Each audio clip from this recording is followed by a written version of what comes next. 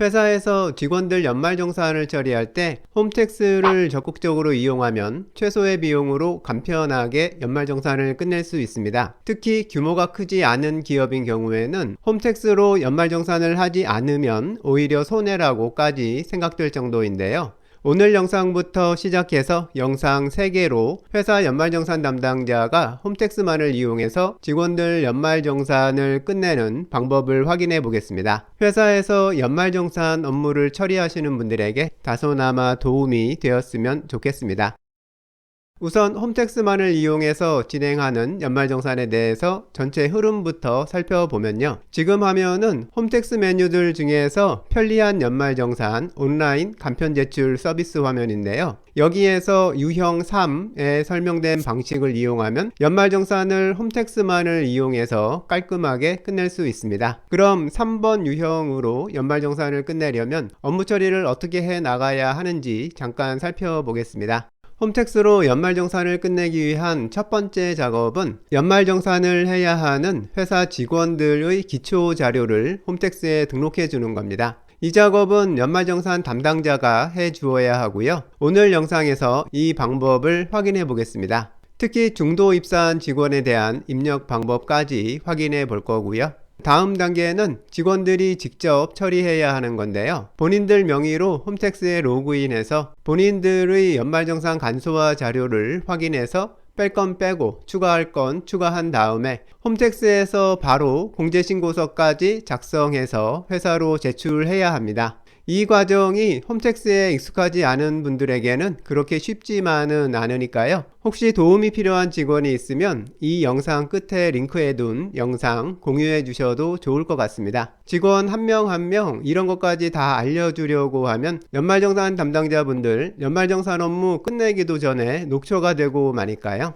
직원들이 각자 본인들 공제신고서를 홈택스를 통해서 회사에 제출 완료하면 다음은 다시 연말정산 담당자가 처리할 차례인데요. 직원들이 제출한 공제신고서를 한 건 한 건 모두 확인해야 합니다. 공제 요건이 맞지 않는데 공제신고서에 금액을 포함시켜서 과도하게 공제를 신청한 건은 없는지, 분명히 추가로 더 공제받을 게 있는데도 공제신고서에 포함시키지 않은 건들이 있는지 등등 공제신고서를 모두 제대로 작성했는지 다 봐주는 건데요. 만일 잘못된 게 있으면 뭐가 잘못됐으니까 수정해서 다시 보내달라고 반송 처리해야 합니다. 사실 연말정산에서 이 작업이 가장 중요하면서 시간도 제일 많이 뺏기는 작업인 것 같은데요. 이 내용은 두 번째 영상에서 다룰 거고요. 이제 공제신고서 확인이 모두 끝났고 다 맞게 정리됐으면 연말정산 담당자가 지급명세서를 홈택스에서 바로 작성해야 하고요. 그리고 최종본 지급명세서를 국세청에 제출 처리까지 끝내야 합니다. 이 작업은 세 번째 영상에서 확인해 볼 거고요. 지금 확인해 보신 이 유형 3번 방식으로 회사가 연말정산을 처리하면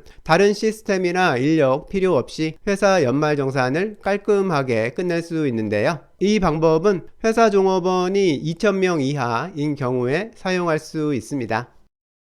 이제 대략적인 전체 흐름은 확인해 봤으니까요. 지금부터는 첫 번째 단계인 연말정산 담당자가 홈택스에 연말정산을 할 직원들의 기초자료를 입력하는 방법을 확인해 보겠습니다. 우선 해당 메뉴를 찾아갈 건데요. 홈택스에 회사 인증서 같은 걸로 로그인 하고요. 화면 상단 메뉴들 중에서 장려금 연말정산을 선택해 주고요. 그리고 편리한 연말정산 탭 선택하고 근로자 기초자료 등록 메뉴를 선택해 줍니다. 이제 근로자 기초자료를 등록하는 화면에 도착했습니다. 화면 중간에 회사 사업자 등록번호하고 상호 확인해 보고요.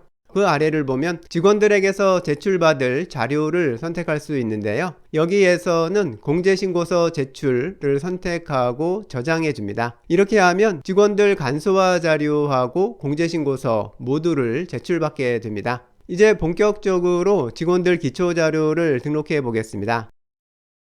만일 등록해야 할 직원이 상당히 많은 경우에는 엑셀 일괄 등록을 클릭해서 엑셀 양식을 이용해서 한꺼번에 정리해서 한 번에 업로드 해도 되는데요. 이번 영상에서는 직원들 한 명 한 명을 이 화면에서 직접 입력하는 방법으로 진행해 보겠습니다.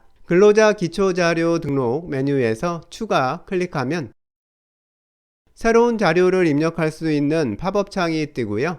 이 팝업 창에서 입력할 직원에 대한 상세 자료를 모두 입력해 주면 됩니다. 지금 우리는 홈택스만을 이용해서 지급 명세서 제출까지 모두 끝낼 계획이니까요. 이 기초자료 등록 단계에서는 자세한 정보를 모두 입력해 두는 게 좋습니다. 지금부터 실제로 입력을 해볼 건데요. 입력은 중도 입사자 상황을 예를 들어서 작성해 보겠습니다. 작년 10월에 입사해서 계속 근무 중인 경력직 직원이고요. 이전 직장에서는 작년 3월까지만 근무했었고 이전 직장 거 원천징수 영수증 제출한 상황에 대해서 작성해 보겠습니다. 우선은 중도 입사자가 우리 회사에서 지급받은 내역을 먼저 입력합니다. 대상자 이름 입력하고요.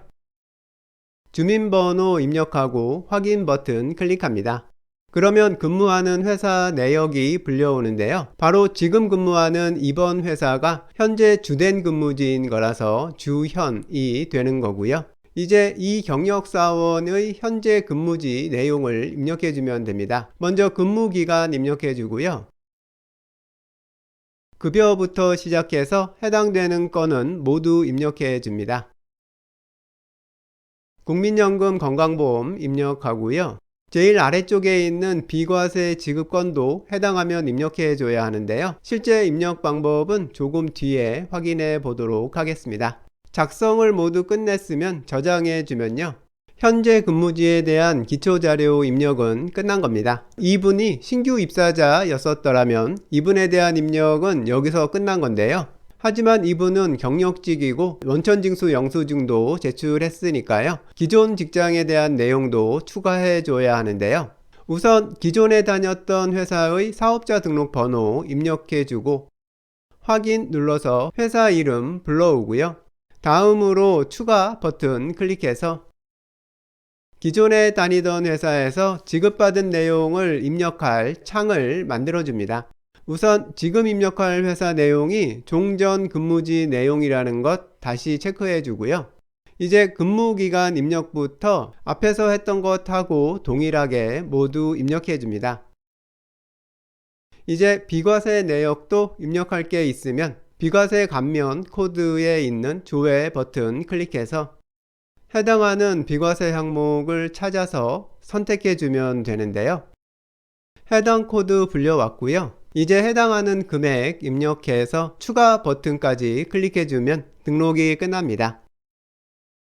여기까지 이제 입력할 내용 입력이 모두 끝났으면 이 팝업 창을 저장해 주고요. 다음으로 팝업 창 닫아주면 경력직 직원 내용이 등록된 것 볼 수 있습니다. 이 경력직 직원의 내용은 처음에 입력했던 현재 우리 회사에서 지급받은 내용하고 두 번째로 입력했던 종전 회사 내용이 합쳐진 금액이 등록된 것 볼 수 있는데요. 이제 이 중도 입사 직원은 기존 회사하고 현재 회사의 소득금액, 국민연금 등 지출액, 그리고 기납부세액 등이 모두 합쳐진 상태로 제대로 된 연말정산을 할 수 있게 된 겁니다. 간단한 것 하나만 더 보면요. 입력을 하다 보면 어디서 꼬였는지 입력된 결과가 잘못돼서 아예 다시 입력하고 싶을 때가 있는데요. 이럴 때는 기존 입력 항목 선택해서 삭제 처리해주고 다시 처음부터 입력해주면 됩니다.